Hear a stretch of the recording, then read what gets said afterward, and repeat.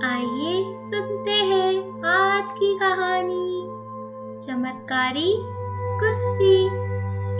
प्राचीन समय की बात है। एक गांव में बहुत बड़े यशस्वी तथा तपोबली महात्मा रहते थे। वह अपने शिष्यों को लेकर इधर उधर भ्रमण करने जाया करते थे। एक बार एक स्थान पर भ्रमण करते हुए उन्हें संध्या हो गई। रुकने का उन्हें प्रबंध करना था। दूर उन्हें एक गांव दिखाई दिया, परंतु वहां तक जाने का रास्ता बहुत तंग था। रास्ते में एक भयानक जंगल पड़ता था। उसमें हिंसक जीव जंतुओं की भरमार थी।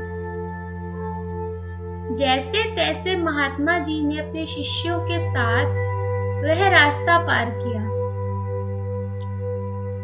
उन्हें गांव की सीमा पर एक लोहार की भट्टी नजर आई। भट्टी के साथ वाले घर में ही लोहार रहता था। लोहार ने महात्मा जी और उनके शिष्यों को अपने घर में ठहराया। उनका उचित स्वागत सत्कार किया, पेट भर भोजन कराया, प्रेम पूर्वक उनके सोने का प्रबंध किया। महात्मा जी उसके इस अतिथि सत्कार से बहुत प्रसन्न थे। उनके शिष्यों ने भी लोहार के व्यवहार की बहुत सराहना की। अब सुबह हो गई थी। महात्मा जी जाने लगे तो उन्होंने लोहार से कहा, हम तुम्हारे आतिथ्य सत्कार से बहुत संतुष्ट हुए हैं। तुम कोई भी 3 वर मांग लो। प्राचीन युग में महात्मा लोग बहुत तपोबल वाले होते थे। वो जो वर दे वह सत्य हो जाता था। लोहार हाथ जोड़कर खड़ा हो गया। बोला, हे महात्मा, वर दीजिए कि मुझे कभी किसी चीज की कमी ना हो। महात्मा जी बोले, तथास्तु, दूसरा वर मांगो। लोहार ने 100 वर्ष लंबी आयु मांग ली। उसे वह भी मिल गई। अब लोहार को समझ नहीं आ रहा था कि वह तीसरा वर क्या मांगे। इस पर वह हड़बड़ा गया। बस उसके मुंह से निकल गया, मुझे तीसरा वर यह दीजिए कि जो मेरी भट्टी में लोहे की कुर्सी है उस पर बैठे वह मेरी मर्जी के बिना उठ ना पाए। महात्मा जी तथास्तु कहकर चले गए। लोहार के काम में सोने सी बरकत थी। महात्मा जी के आशीर्वाद से उसे किसी चीज की कमी ना रही। लोहार ने बड़े ठाट और मजे से 100 वर्ष का जीवन पूरा किया।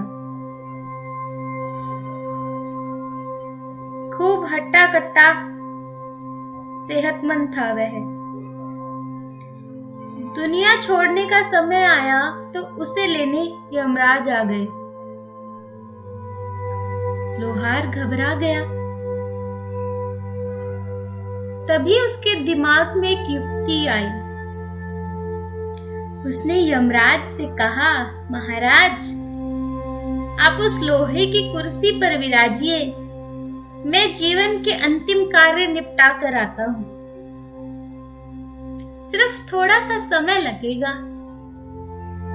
यमराज उस कुर्सी पर बैठ गए। लोहार ठहाका मार मार के हंसने लगा। अब यमराज लोहार की कुर्सी में कैद हो गए थे। बिना लोहार की इच्छा से तो उठ नहीं सकते थे। इस खुशी में लोहार ने सोचा कि कुछ अच्छा पकाकर खाया जाए, तो उसने मुर्गा लेकर उसकी गर्दन काट दी। गर्दन काटते ही जुड़ गई। यह देखकर लोहार हैरान हो गया।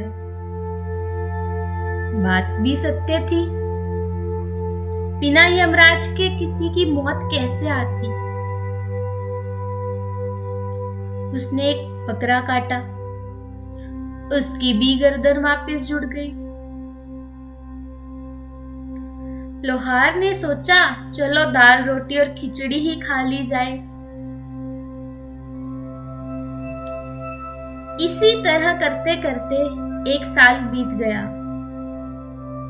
और यह साल बीतते बीतते अनर्थ हो गया। कोई जानवर नहीं मरा, तो जीवों की संख्या बेहताशा हो गई। हवा में कीट पतंगे, मच्छर मक्खियां इतने हो गए कि सांस लेना भी मुश्किल हो गया था। हवा के आर पार भी ठीक से दिखाई नहीं देता था। हवा में जीव जंतुओं की आवाजों से शोरगुल भरा रहता। सारा आकाश चील, गिद्धों, टिड्डियों से ढकने लगा। मेंढकों के कारण सड़कों पर चलना मुश्किल हो गया। चूहे इतने हो गए थे कि फसलों का अनाज हजम करने लगे। पक्षी इतने कि पेड़ों के सारे फल खत्म हो गए। पानी में जलीय जीव इतने भर गए कि पानी पीने लायक नहीं बचा। चारों ओर बदबू फैलने लगी। सांपों के मारे बुरा हाल हो गया। यह देखकर लोहार दहल गया। उसने जाकर यमराज के सामने अपने दोनों हाथ जोड़े और उन्हें मुक्त कर दिया और अपनी इस गलती के लिए क्षमा मांगी। शिक्षा। मृत्यु एक आवश्यकता है। अगर मृत्यु ना हो तो हमारी धरती व हमारा जीवित जीवन जीते जी नरक बन जाएगा। प्रकृति के नियमों का आदर करें। धन्यवाद।